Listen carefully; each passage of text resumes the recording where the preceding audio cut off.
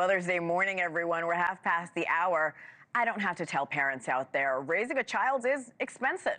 But tariffs from the Trump administration have new mothers concerned the prices of baby products could skyrocket even higher. The average cost of raising a child in its first year is already about $20,000. That's the first year. NewsNation's Alicia Nieves is here with more. Alicia, you're a new mom. You're seeing these prices firsthand. Talk to me about the numbers.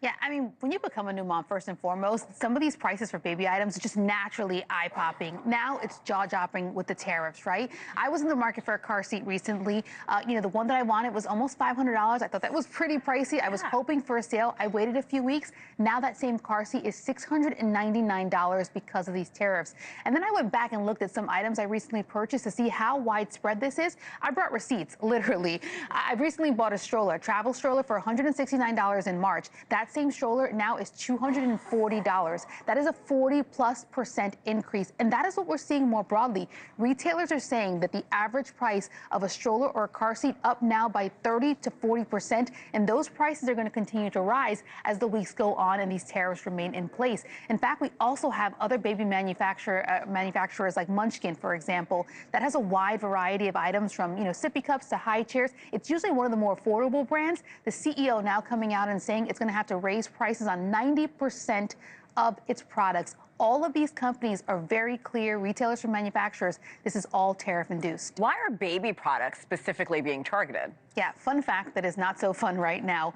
Most baby products come from outside the U.S. and specifically China. For example, 97% of all strollers come from China. 87% of car seats come from China. China is hit with that 145% tariff on its goods. So for the most part, a lot of these products are more than doubling potentially in pricing.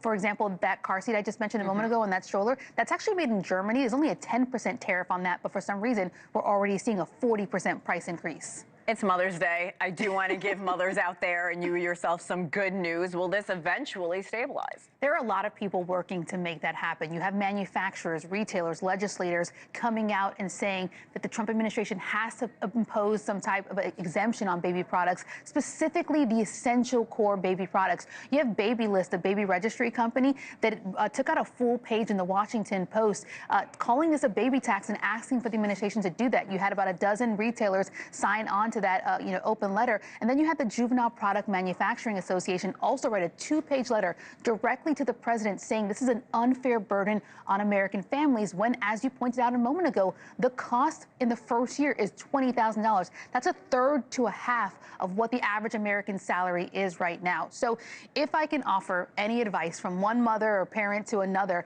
right now, a great opportunity to utilize the secondhand market. A lot of these baby items we only used for a few months and we pay so much money for them, and people will sell them on Facebook Marketplace or mommy groups for a fraction of the price. Some people will even just trade them with you to make that a better offer. So that's always an option. Reach out to your fellow mom or fellow parent. Yeah, great advice, Alicia Nieves. Happy Mother's Day. Thank you, you too.